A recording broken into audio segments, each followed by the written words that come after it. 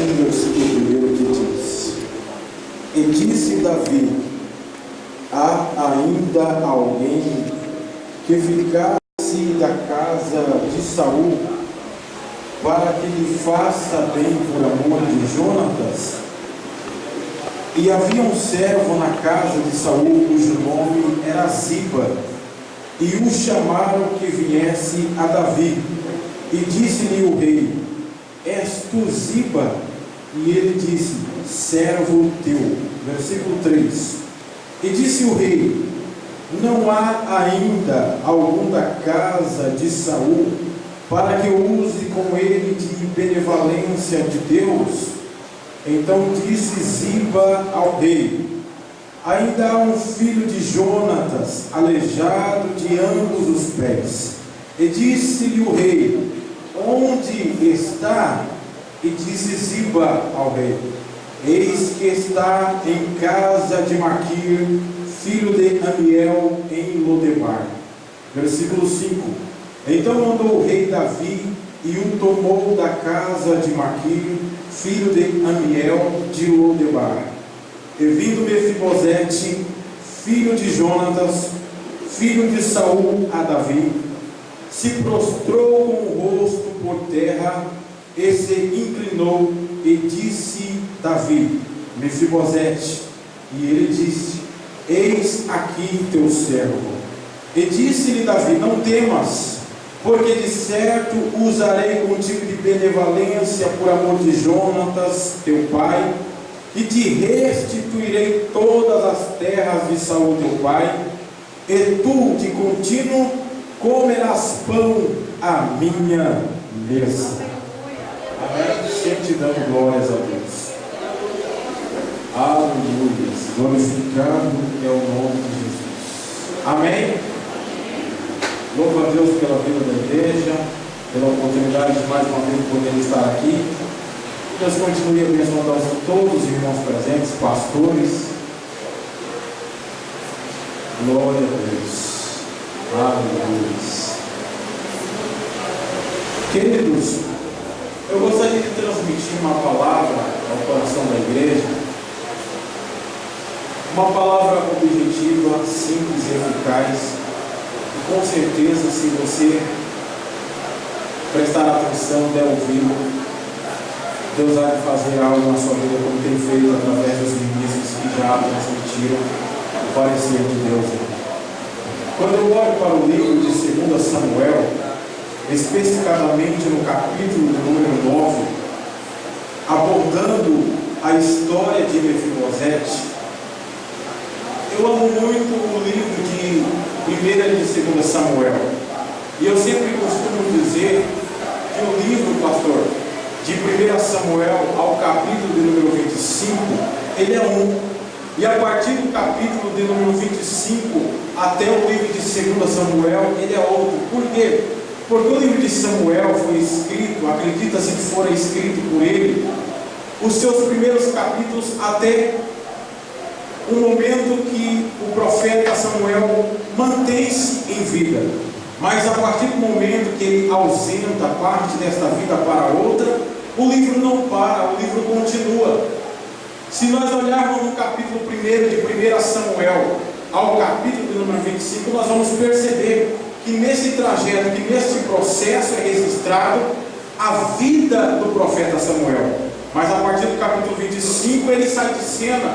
Aí eu vos pergunto: quem é que então deu continuidade neste livro?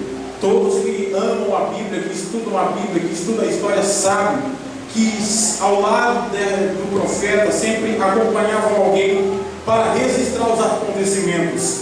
E tais acontecimentos eram registrados por alguns que eram classificados por copistas ou escribas.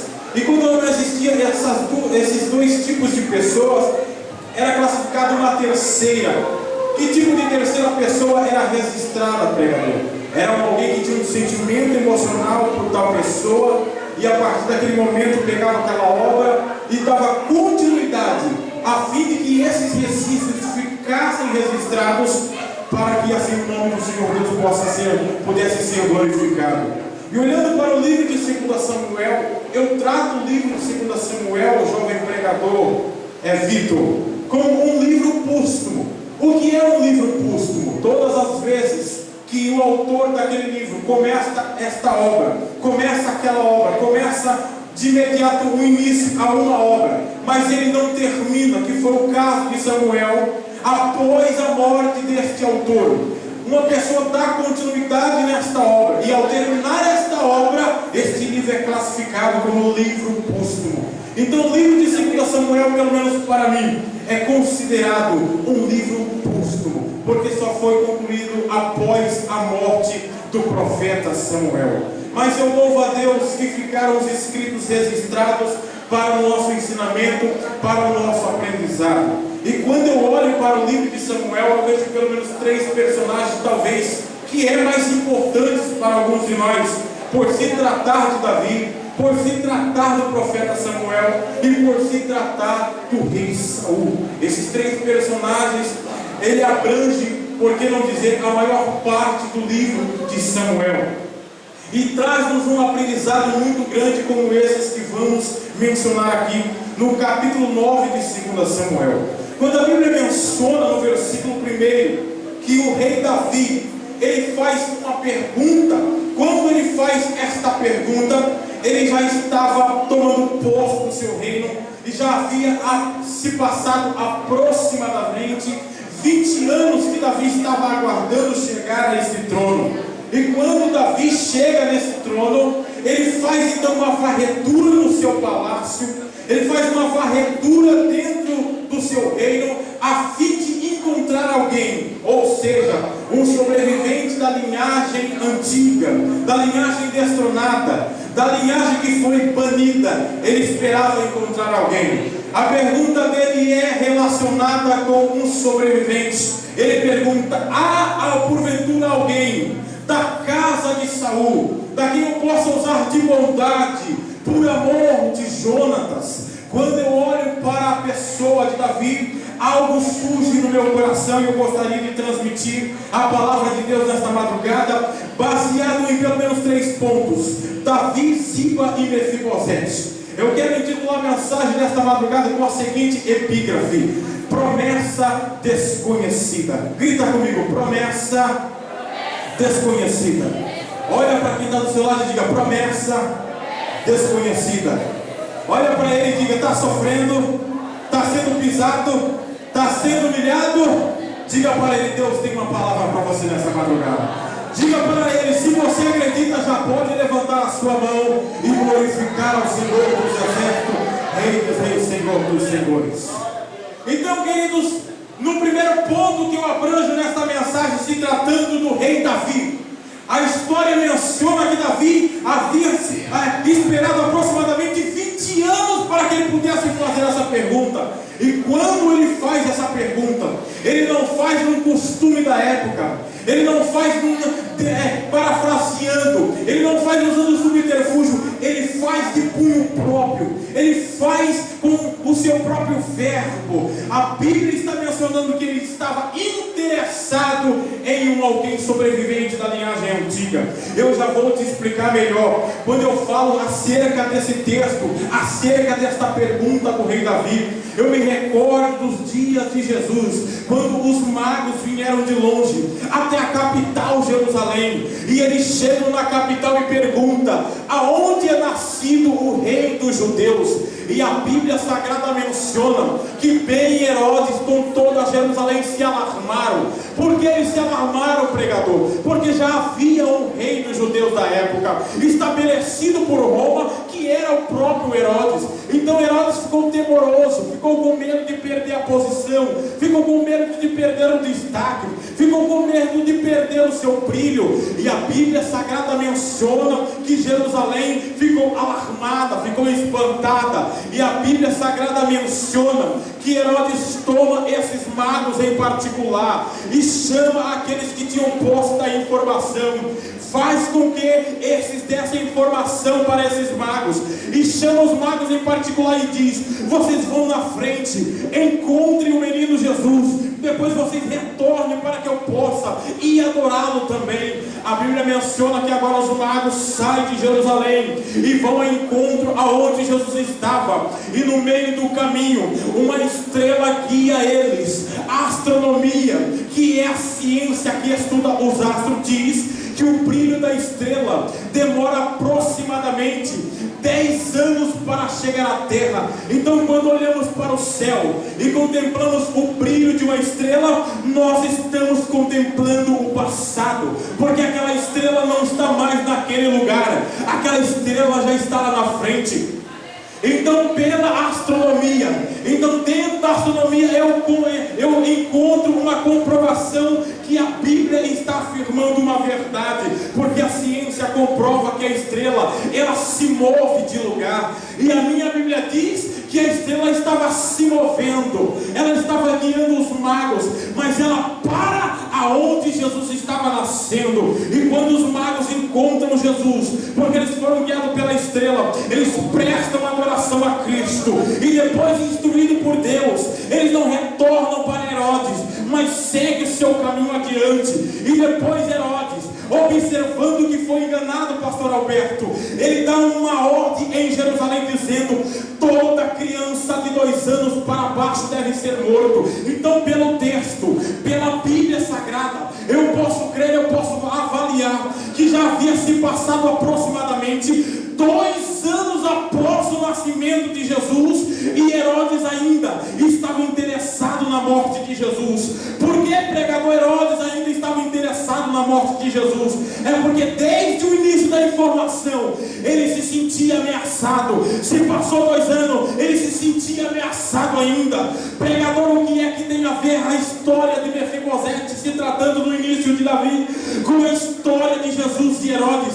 Tem tudo a ver. A pergunta de Davi, ela não vem com orgulho, ela não vem com inveja, ela não vem com suposição, ela não vem com má intenção, ela vem com alegria, ela vem com exaltação, ela vem com misericórdia. É diferente de Herodes, que se sentia ameaçado. Quem se sente ameaçado, irmãos, ele vai sempre querer puxar o tapete daquele que Deus está levantando. Quem se sente ameaçado vai sempre querer abafar o ministério daquele que Deus está levantando. Quem se sente ameaçado vai sempre querer prejudicar aquele a quem Deus está nascendo na vida dele. Mas eu tenho uma notícia de Deus para aqueles que veio aqui receber uma palavra de Deus.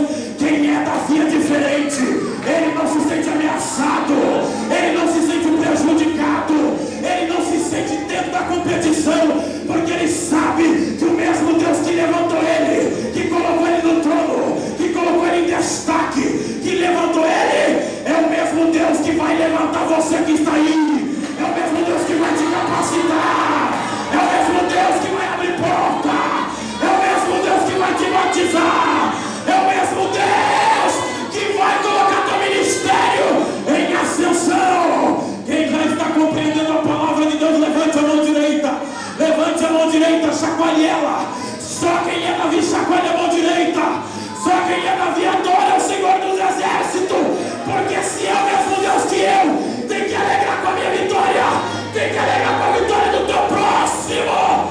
Só quem é Davi dá um brado de glória, dá um grito de glória.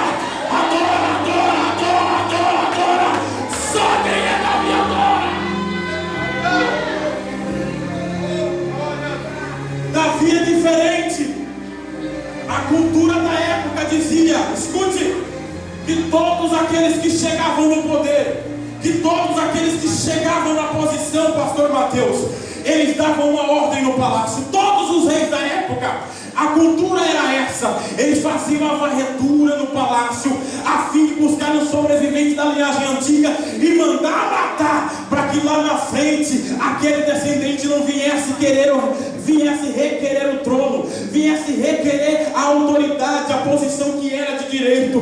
Davi faz a pergunta como era de costume, mas o exercício da pergunta, o exercício após a pergunta é diferente. Ele especifica na pergunta que ele não queria matar, mas que ele queria usar bondade. Só vai usar de bondade quem é levantado por Deus. Se está te pisando, não foi levantado por Deus. Se está te criticando, não foi levantado por Deus. Se está apontando o seu defeito, a sua deficiência, não foi levantado por Deus. Quem foi levantado por Deus não apedrecha, ele ajuda, ele consagra, ele te dá oportunidade, ele ora com você, ele evangeliza com você, ele congrega com você. Deixa eu ver se tem Davi. Deixa eu ver se tem Davi. Davi está adorando. Davi está exaltando com a minha vitória. Deixa eu ver. Deixa eu ver, deixa eu ver. Levante a mão, levante a mão. Levante a mão os adoradores. Só os adoradores. Só quem é Davi, levante a mão. Deus, eu quero uma apoteose de glória sobre a vida desses que estão com a mão levantada. Só quem é Davi agora vai receber a graça, vai receber o renovo, vai receber o batismo, vai receber a porta aberta, vai receber a promessa. Se é verdade, recebe agora a presença dele. E seja impactado pela glória, seja impactado pelo poder do Espírito Santo. Recebe consolo, recebe renovo, recebe a graça. Quem recebe agora? Quem recebe agora? Agora, agora, agora, agora, agora!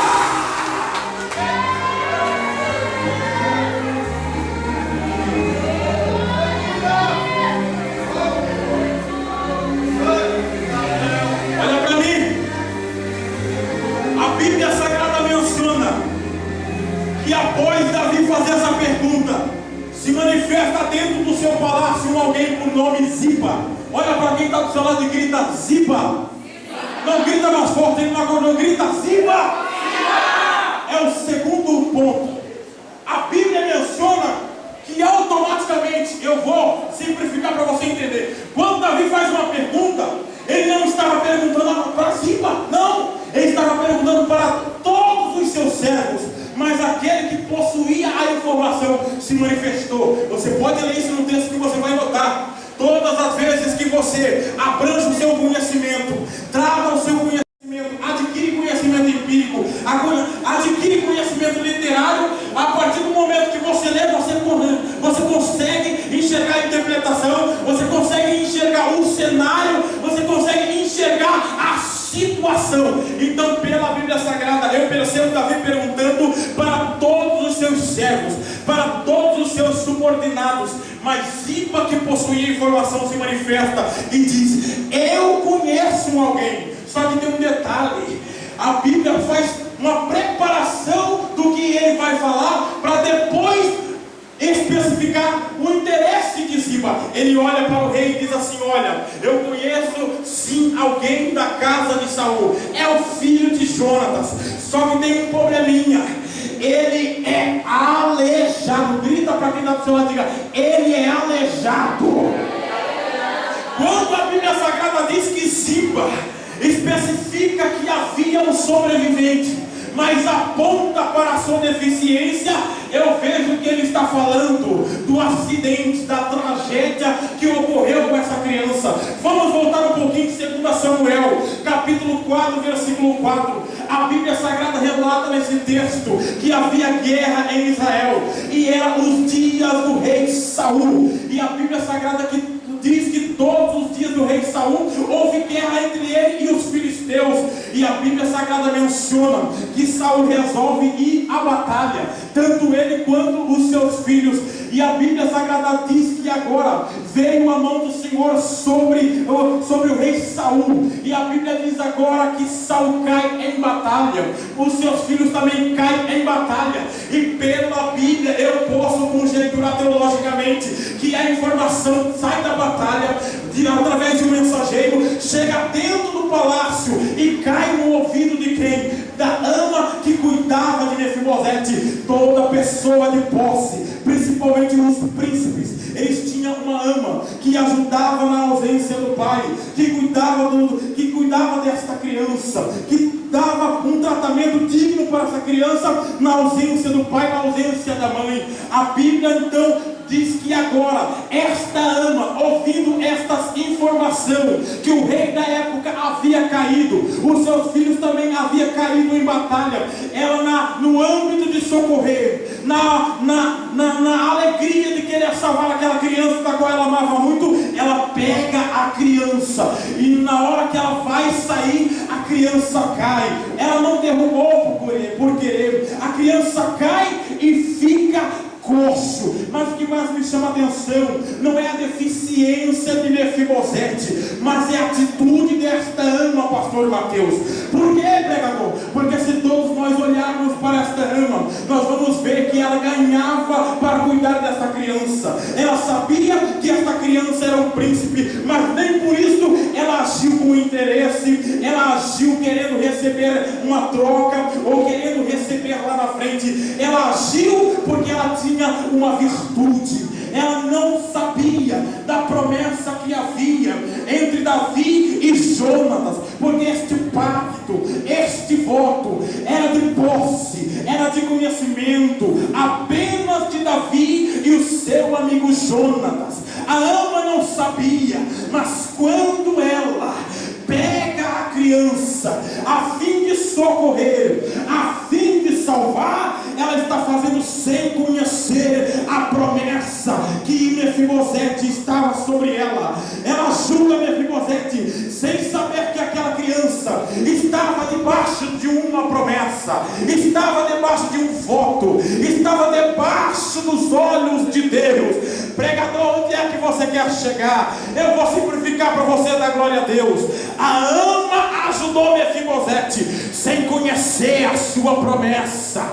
Hoje está diferente o negócio. Se as pessoas não conhecerem o teu ministério, se não estiver cantando, se não estiver pastoreando, as pessoas não batem nas tuas costas, a pessoa não te cumprimenta, a pessoa não tem amizade com você. Mas quer ver as pessoas te bajular? É conhecer a tua promessa, é saber que você prega, é saber que você é ministro, é saber que você é levita, é saber que você é empresário, é saber que você tem uma casa própria, é saber que você tem um carro. Mas eu tenho uma palavra de Deus aqui para você. Eu não vim pregar para bajuladores, eu vim pregar para quem tem virtude, eu vim pregar para quem tem virtude, quem é cheio do Espírito Santo, que independe de conhecer a promessa, que independe de conhecer a chamada.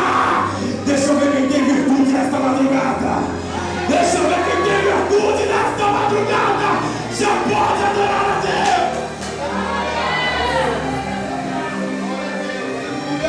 Isso está demais, pastora Patrícia.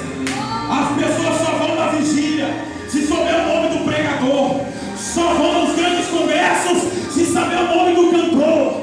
As pessoas vão, irmãos, só dá glória a Deus se for Marcos Feliciano pregando, ou se for Sidónio ou Elife. Mas eu tenho uma palavra de Deus. O Deus desses pregadores está na minha vida, está na vida do ministro, está na vida da igreja, está na vida daquele que ora e consagra. Deixa eu ver quem tem Deus. Deixa eu ver quem tem Deus. Quem tem virtude, levante a mão, levante a mão. Só quem tem virtude, dá um grito de glória. Olha para quem está no seu lado e diga: tem virtude ou é bajulador? Olha para ele. Se estiver dando glória a Deus, se estiver falando línguas estranhas, é adorador, tem virtude, tem virtude. Dá uma olhadinha para ele, dá uma olhadinha para ele. Vê se ele está adorando, vê se ele está adorando. Se estiver adorando, tem virtude.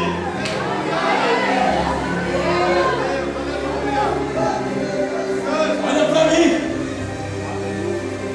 Eu prego desde os 6 anos de idade, o pregador Marcos Sena. Eu prego desde os 6 anos de idade, pastora Patrícia. Comecei a cantar no playback em 2005. Eu tinha 19 anos.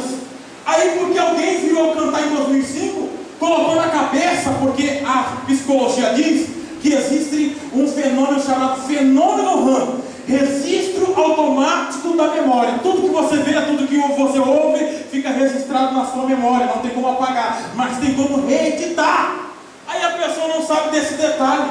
Aí, porque me viu cantar, ele quer determinar que eu sou cantor. Falei: não, você não pode pregar não, você não vai pregar não.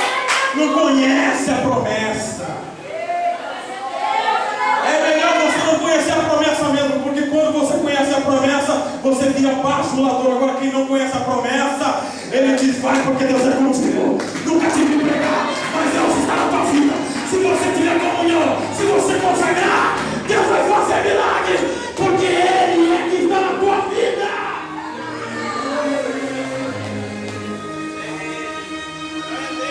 Aí por causa disso, olha para mim, aí por causa disso, fecharam as portas, porque nós temos uma concepção muito errada em Cuiabá e Varja Grande. Se cantar, isso só serve para cantar. Se pregar, só serve para pregar. Aí eu olho para Davi. Davi era músico, era rei, era guerreiro e adorador. Qual que é o problema do pastor pregar e ensinar? Qual que é o problema do pastor pregar e ensinar? Qual que é o problema da pastora pregar e orar por revelação? Tudo isso é para a glória de Deus e você não tem nada a ver com isso. Eita glória! Sabe por que você está sendo pisado? Sabe por que você está sendo desprezado? É porque não conhece a sua promessa ainda. Não conhece a sua promessa ainda. Não sabe a promessa que está sobre a sua vida. Esta semana eu postei, eu amo o pensamento, pastor. Meu sonho é ser pensador um dia. Contigo você. Eu postei o Deus que fez promessa é o mesmo que tem capacidade de realizá-la. Sabe o que eu vejo, queridos? Que existe um favoritismo entre os cristãos. A promessa era para Saul, ou melhor dizendo, para Esaú e para Jacó. Mas a promessa de ser uma grande nação, o próprio Deus especificou, era para Jacó. E como Rebeca tinha como esposo Isaac, eu tenho plena convicção que ela dialogou, ela informou o seu esposo, mas não adiantou. A Bíblia Sagrada diz que o primeiro motivo que fez Isaac favorecer Esaú era a primogenitura, porque era a cultura da época e até hoje. Todo filho mais velho, ele tem parte na maior parte da herança. Tudo bem, até aí tudo bem, mas o segundo motivo me intriga. A Bíblia diz que ele chama o seu filho e diz: filho, vá buscar uma caça para que eu te abençoe. Ele propôs abençoar o seu filho em forma de troca. É o primeiro quesito. O segundo, a Bíblia especifica, diz que Esaú era o filho favorito de Isaac. Eis aí o problema. Sabe por que muitos não vão pregar em congressos, tem capacidade, oram, consagra, tem comunhão com Deus, está do lado do seu pastor, está do lado da missionária, estão na sua igreja? Sabe por que você nunca vai pregar?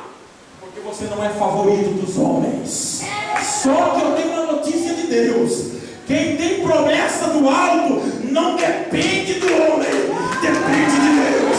Se o homem quer te barrar, o próprio Deus vai ficar de pé, abrindo a porta para você passar, para você pregar, e o nome dele ser glorificado. Quem depende de Deus, quem depende de Deus, quem depende de Deus, levante a mão, levante a mão. Quem depende de Deus, levante a mão para adorar. Segure a mão levantada, segure a mão levantada. A tua promessa já está sendo conhecida, já começou a promessa a ficar conhecida. Levante a mão direita, levante a mão direita, levante a mão esquerda e feche os seus olhos. Eu vou profetizar sobre esta promessa. A sua promessa não será mais desconhecida. A partir de hoje, ela vem a público. Se você ora, Deus vai colocar a público. Se o canceroso é curado através da oração, Deus colocará a público. Porque o mais importante é o nome dele ser glorificado na tua vida. Quem recebe, pega. Quem recebe, adora. Quem recebe, glorifica. Quem recebe, pega. Recebe a presença, recebe a presença, recebe a presença de Deus aí. Levante a mão, levante a mão. Você pode adorar, levante a mão para adorar. Só os adoradores adorem, adorem, adorem, adorem. Só quem tem promessa adora. Só quem tem promessa glorifica no alto.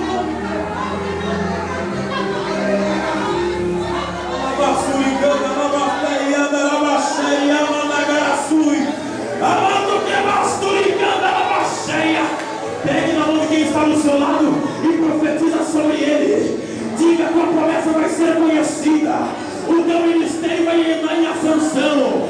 Deus vai te usar na terra, mas permaneça firme, permaneça em comunhão, permaneça na brecha, profetiza sobre ele, pega, recebe a graça, seja impactado pela glória, pela glória, pela glória, pela glória, pela glória, pela glória, já, agora,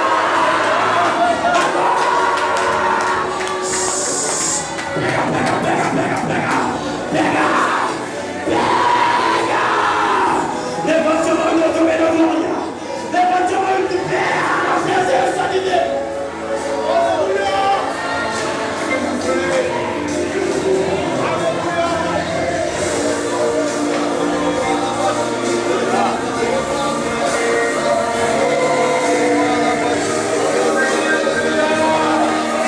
Dá um abraço de quem está do seu lado e diga: a tua promessa vai ficar conhecida, vai vir a público.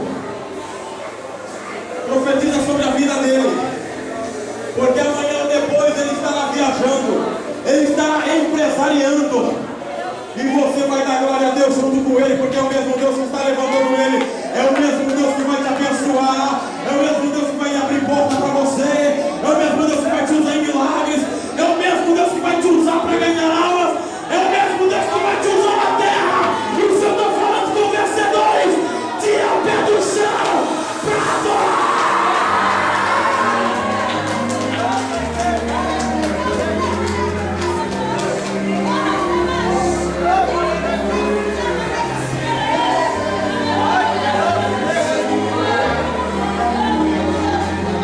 Promessa desconhecida.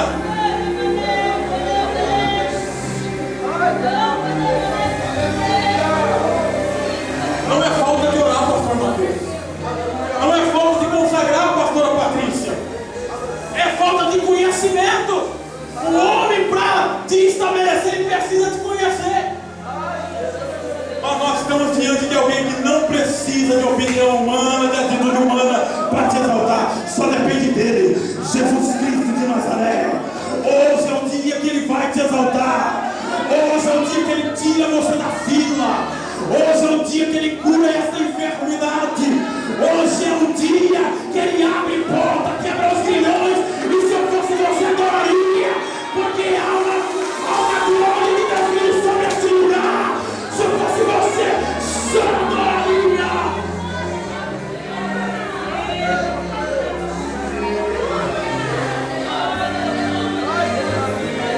Senta mais um pouquinho, por favor. Escute. Aleluia. A Ana ajudou a Marcela, sem interesse. E para onde é que ela leva essa criança? A Bíblia Sagrada menciona que a Ana de Mefibosete pega ele e leva para uma cidade chamada Lodebar. Diga comigo, Lodebar.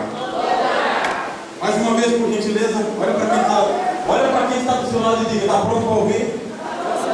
Diga: vamos ouvir uma coisa nova. Estamos enjoados de comida seca. Fala para ele: vamos ouvir uma mistura agora? Fala: vamos comer uma mistura. Olha para mim. A Bíblia Sagrada diz que esta ama leva essa criança para uma cidade chamada Lodebar. Todo mundo prega que Lodebar era uma cidade sem saneamento básico, terra de doentes. Mas eu fui pesquisar dentro da Bíblia Sagrada, dentro da geografia bíblica, e encontrei, Vitor, que a cidade chamada Lodebar ficava nos territórios dividido por Josué, dado por herança por Deus à tribo de Manassés. Era dentro da tribo de Manassés que ficava a cidade chamada Lodebar.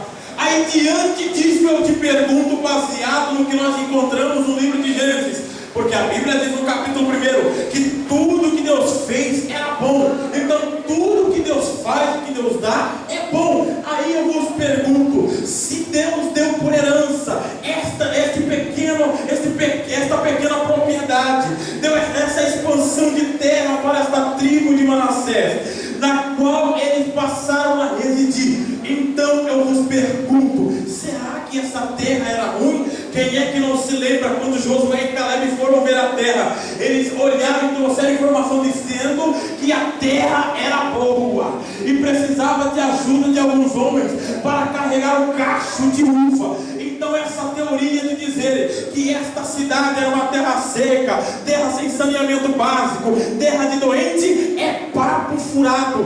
Leia na Bíblia que você vai encontrar no livro de Josué, capítulo 13, a partir do versículo 25 ao versículo 27, Deus mandando Josué a parte desta terra, na onde está localizado esta cidade chamada Lodebar, para a tribo de Manassés. E a Bíblia então agora diz que a ama leva Mefibosete com aproximadamente 5 anos para a terra chamada Lodebar. E lá em Lodebar havia um descendente da tribo de Manassés chamado Maquir. Quem era Maquir? Maquir era um homem de posses. Não era um homem conhecido talvez por alguns de nós como mendigo, não. Ele não era mendigo, porque se ele fosse mendigo, ele não ajudaria Davi nos seus dias de crises existenciais. Segundo a Bíblia Sagrada menciona que quando Davi estava fugindo do seu filho Absalão, porque seu filho Absalão queria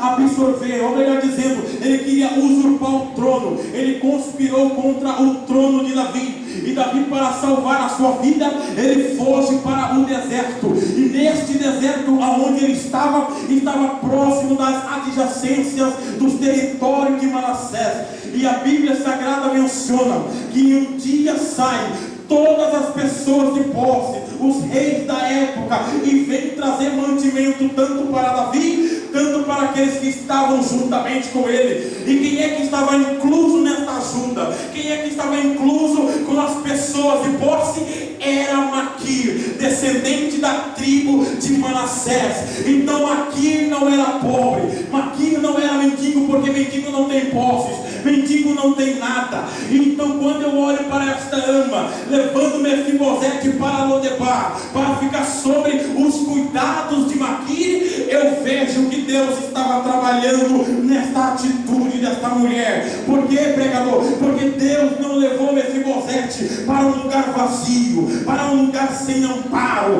para um lugar sem mantimento, para um lugar sem aconchego. Deus levou Mefibosete para um lugar onde ele ia ter contato, a um lugar onde ele ia ter amor, carinho, alimentação. Por quê, pregador? Porque Deus nunca desampara os seus escolhidos. Se Deus te mandar você para um lugar, é porque naquele lugar Deus tem condições lá, Deus tem alguém lá para te alimentar, para te ajudar, para te vestir. Deus não envia você para um lugar sem posição. Deus não te envia para um lugar sem condições de te ajudar. Deus só leva você para um lugar aonde tem condições de você crescer, aonde você tem condições de você se alimentar, aonde você tem condições de se vestir, aonde você tem condições de beber. E eu tenho um conselho de Deus: se você está morrendo no lugar aonde você está, sai de lá, porque esse não é o lugar que Deus preparou. Porque o lugar que Deus preparou para os seus escolhidos tem pão, tem água, tem alimentação, tem vestes. Eu vou simplificar porque alguns não entenderam. Eu estou dizendo que se você está no lugar onde só falam de derrota, que só falam de só sabem degredir a imagem alheia, você tem que se afastar. Você tem que estar no meio de pessoas que tem pão, que tem água, que tem o bom e do melhor, que vem da parte de Deus, preparada pelo próprio Deus. Eu vou simplificar para você, da glória a Deus. Há um certo tempo, eu caminhava do lado de pessoas e eu percebi um certo dia que aquelas pessoas não me motivavam nada. Se eu falava que eu ia pregar, aquelas pessoas falavam: você não vai conseguir pregar. Se eu falava que eu ia louvar, aquelas pessoas diziam: você não vai conseguir louvar. Aí um certo dia eu me afastei daquelas pessoas, procurei um outro grupo de pessoas, e naquele grupo de pessoas que eu encontrei, tinha pessoas que louvavam, tinha pessoas que pregavam, tinha pessoas que iam para o monte, tinha pessoas que estavam buscando a faculdade. Eu mudei a minha vida. Às vezes o problema não é você, é o ambiente onde você está. Deus só leva você para um ambiente de vitória. Deus só leva você para um ambiente de vitória. Se você está vivendo uma vida de derrota, uma vida de fracasso, você está no lugar errado. Mas eu quero acreditar que esta noite você está no lugar certo, no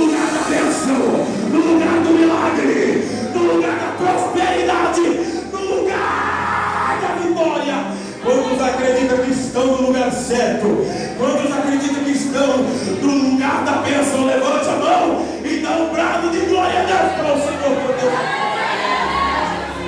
O problema às vezes não somos nós, é o ambiente. Mefibosete foi levado para um ambiente que era propício para o seu crescimento. Eu me recordo ainda de Ana. A Bíblia diz que Ana vivia a sua primeira fase, é a fase da infertilidade. E nesta época, uma mulher infértil era tida como maldita, jovem pregador Rafael. Ela era tida como a maldição da sua casa, a tristeza da sua casa. Por quê, pregador? Porque a mulher nesta época, ela só tinha dois ofícios: casar e gerar filhos. O gerar filhos era mais esperado pelas mulheres. Todas as mulheres queriam gerar, porque depois da profecia de Gênesis 3, 14 ao 15, toda mulher tinha esperança, pastor Alberto, de gerar um Messias.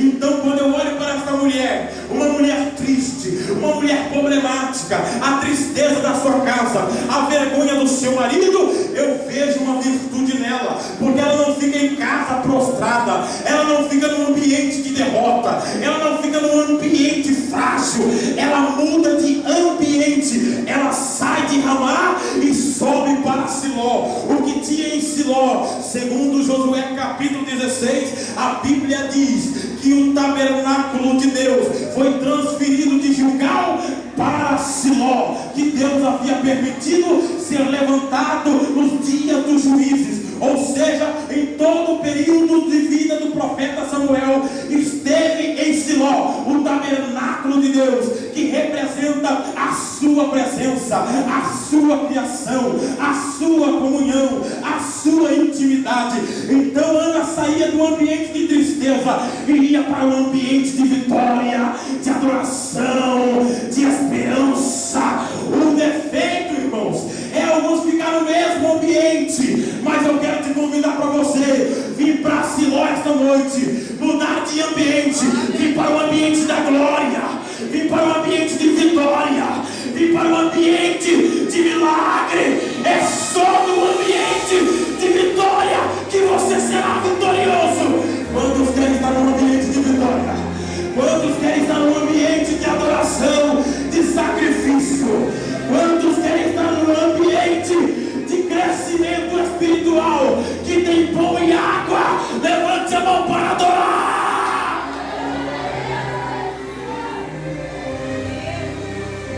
O ambiente de José era um ambiente crítico, porque a Bíblia Sagrada menciona que os seus irmãos não acreditavam nos seus sonhos, não acreditavam nas suas palavras. O ambiente que o sonhador chamado José, que ele vivia, era um ambiente crítico. Mas eu quero convidar quem está vivendo esta mesma fase a viver a fase de Mefibosete, a ser levado para um lugar próspero, a ser levado para um lugar onde há possibilidades de você desenvolver, a você ser levado para um lugar onde você tem possibilidade de crescer. Sabe por que muitos pregadores ainda não cresceram? Muitas vidas não saem da fase dos neófitos, é porque estão no lugar errado, estão no lugar onde nunca pode desenvolver, não tem água, não tem pão. Mas eu quero crer que nesta madrugada você está no lugar certo, está em Lodebar, lugar da prosperidade, lugar da proteção, lugar de crescer, lugar de ser protegido por Deus. É Lodebar. Lodebar. A Bíblia diz que ele fica lá até os 25 a 30 anos. E com 25 a 30 anos aproximadamente, o rei agora manda chamar ele de Lodebar para Jerusalém. E quem é que vai chamar Mefibosete lá em Lodebar? Lembra que lá no início eu falei que Ziba apontou a deficiência de Mefibosete, dizendo que ele era coxo? Dizendo que ele era coxo. Quem é que vai chamar Mefibosete a convite do rei? Quem é que vai entregar o recado para Mefibosete dizendo: o rei te chama? O próprio acusador. Está entendendo aí? Aquele que te acusou, aquele que disse que você não estava com nada, que você não ia chegar na bênção, que você não ia chegar no milagre, eles mesmos vão trazer a notícia da sua vitória. Eles vão trazer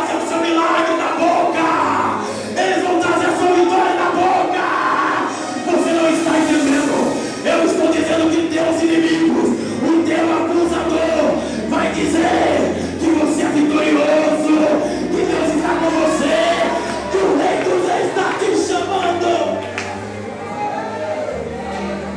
Olha para mim. Ziba vai chamar o Mefibosete, vai levar a notícia do rei. E quando ele traz a notícia do rei para Mefibosete, Mefibosete vem agora à presença do rei. Estamos na presença do rei. A primeira atitude que Mefibosete tem diante do rei não é se empinar, não é dizer, meu Deus, sou convidado do rei, não é dizer, eu sou o engrandecido porque fui convidado pelo rei. Não! Ele era um descendente da linhagem antiga, então ele sabia que um convite não vinha assim por qualquer coisa. Ou era para ser honrado, ou era para passar a espada no pescoço. Então, como ele sabia da cultura da época, sabe o que ele faz?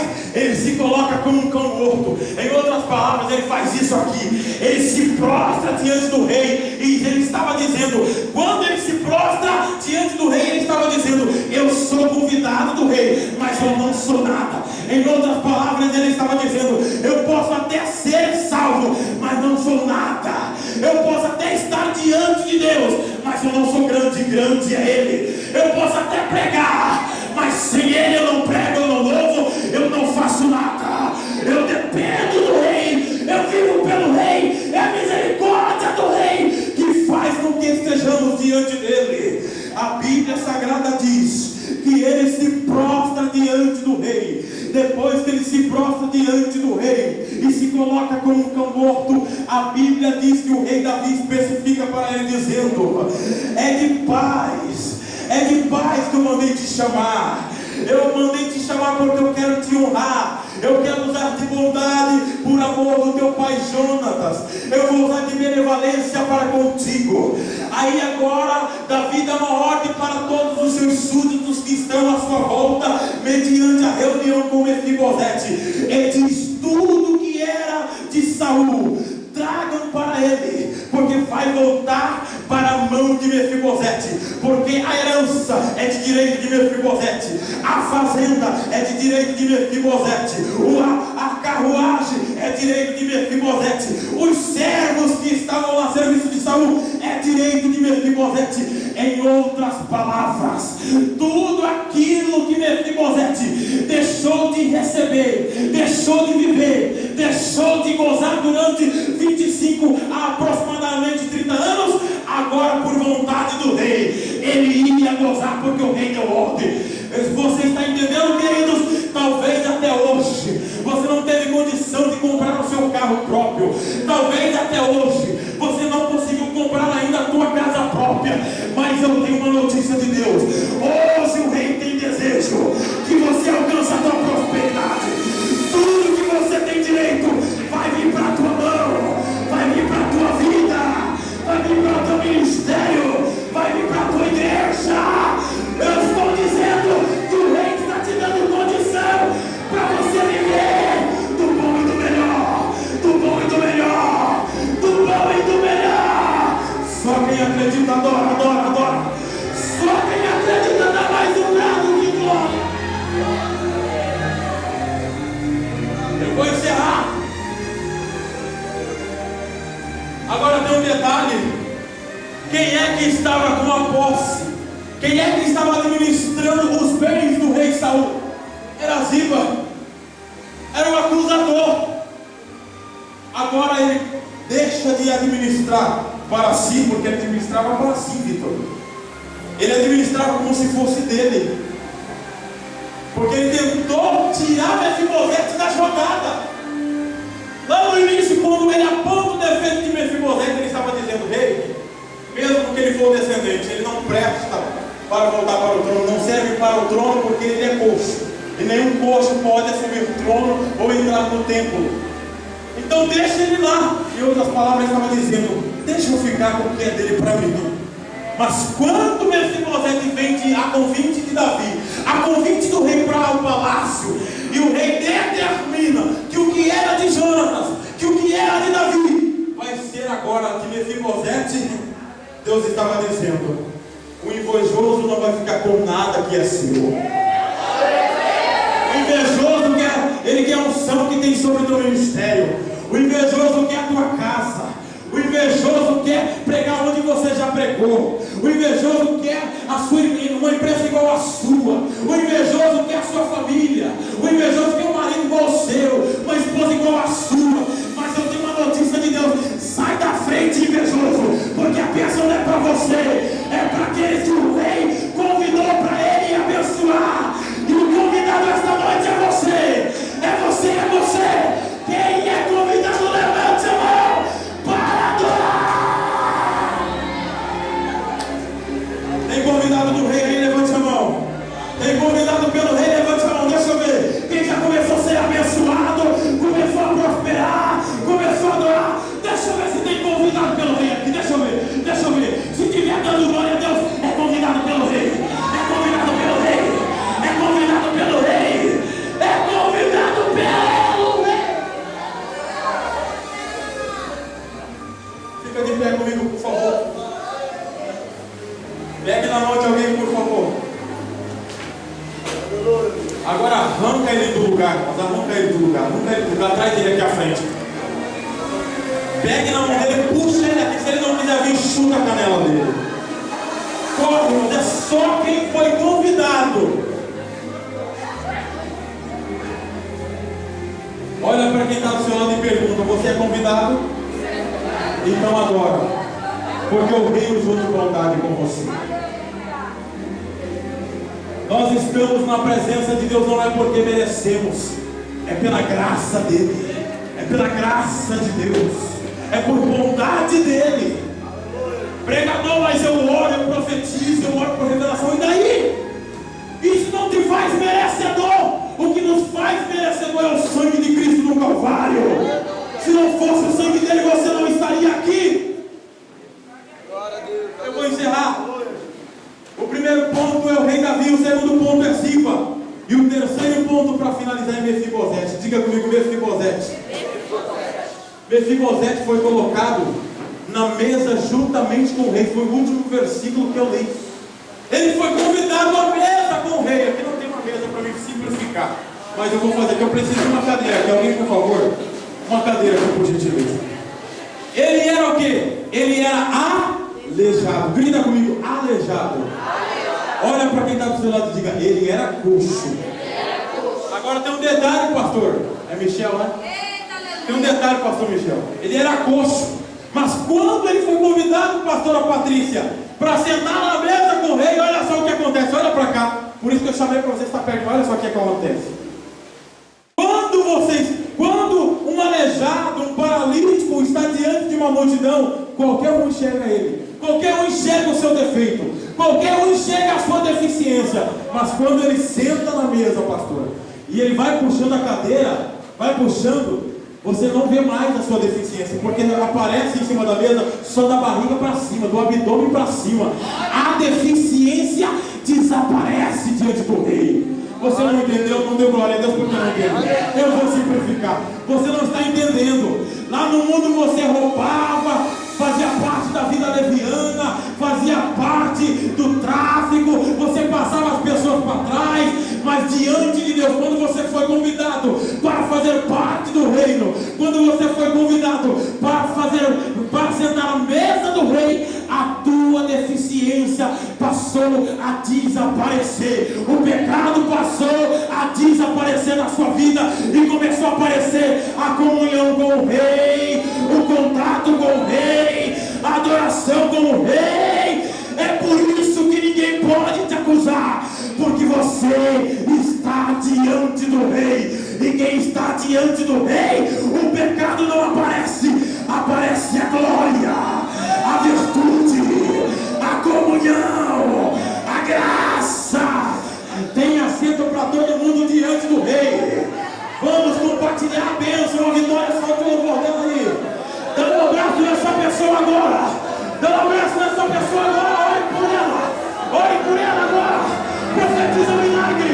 Profetiza a bênção. Ore por ela. Ore por ela. Profetiza o melhor de Deus sobre a vida dela. Profetiza o melhor de Deus sobre a vida dela. Profetiza o melhor de Deus. Profetiza a cura. Profetiza a prosperidade. Profetiza o renovo. Profetiza diz a porta aberta. Profetiza, profetiza. Seja impactado agora, agora, agora. Já! Adore, adore, adore, adore, adore, adore. Adore, adore, adore, adore, adore. Adore, profetiza, profetiza, profetiza.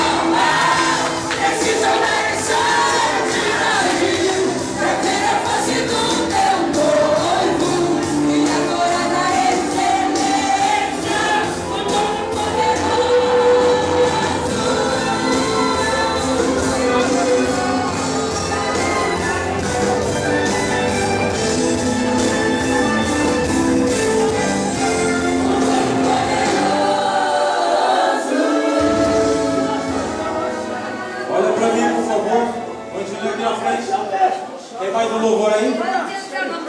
Olha pra mim. Continue todos aqui, irmãos. Eu já vou encerrar. Quantos querem me ver ministrar outra vez? Levante a mão. Então, eu vou fazer um compromisso de orar por vocês e vocês vão fazer um compromisso de orar por mim. Quantos têm coragem de me adotar como filho aí na sua oração? Levante a mão. Olha lá, hein, porque eu sou fácil de apegar com as pessoas, hein? A pastora Patrícia vai ficar responsável de pegar todos os nomes. Depois você passe o seu nome para a pastora Patrícia e fala: esse é a lista que o jovem pregador Daniel pediu. Eu quero o nome de todo mundo dessa vigília hoje. Eu vou orar por cada um de vocês. Pegue na mão de quem está do seu lado mais uma vez. Pega na mão dele. Tem alguém enfermo, vai ser curado agora. Se estiver desempregado, vai abrir porta. Pastor Michel, quando eu resolvi voltar a pregar, porque o pessoal dava oportunidade para pregar, em 2012, eu não tinha nem emprego. Me chamavam de vagabundo. Aí eu falei: meu Deus, se o Senhor me der emprego, eu vou fazer um trabalho.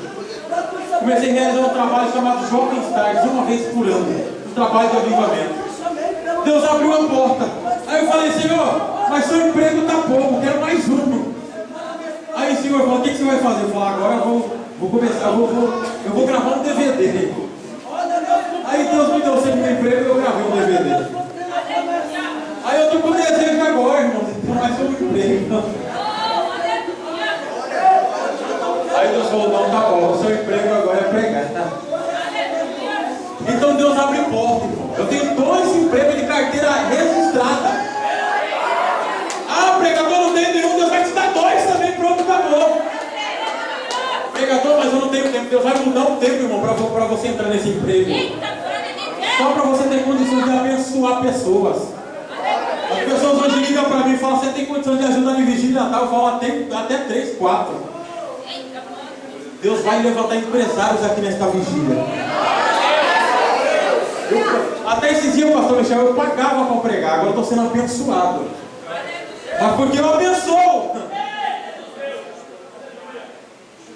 Deus faz-me saber nesta madrugada que tem pessoas que vai sair daqui, algumas, que vai ser igual eu, vai ter 2 empregos na terra. Nós vamos se encontrar por aí, e aí, empresário, ô glória. Outros, irmãos, que não é para trabalhar, porque Deus escolhe algumas pessoas que não é para o trabalho, é para serem abençoadas na obra. Esses que Deus vão dar um emprego, que Deus vai dar um emprego para ele, é para te abençoar. Fica tranquilo, que Deus não vai deixar a obra perecer, viu? Se Deus te escolheu na obra, fique na obra. Quantos acreditam em milagre? Diga glória a Deus. Olha para mim aqui.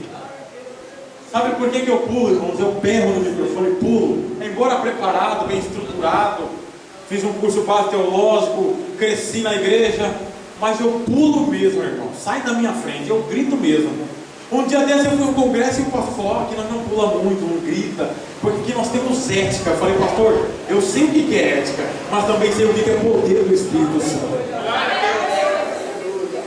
Aí eu falei para ele: então, se o senhor não quer que o pulo nem seja arrebatado pelo poder do Espírito Santo, o senhor vai ter que fazer com que eu volte para cima de uma cama, porque eu sofri um acidente com 9 anos de idade, fiquei bastante tempo em cima de uma cama, aproximadamente uns 8 meses, e não andava, não se movia. Aí um certo dia minha mãe entrou dentro do quarto e disse: anda em nome de Jesus. Eu pulei da cama, soltei da cama, estou andando até hoje. Então, se alguém quiser achar ruim que eu estou pulando e gritando, irmão, vai ter que me fazer voltar para cima de uma cama, porque enquanto eu tiver vida e saúde, eu vou pular na presença de Deus, eu vou saltar na presença de Deus.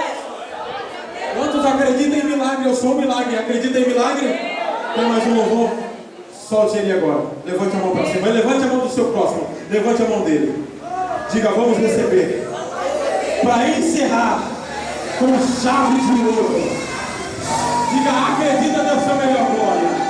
Diga: acredita, Deus, dê a sua melhor adoração.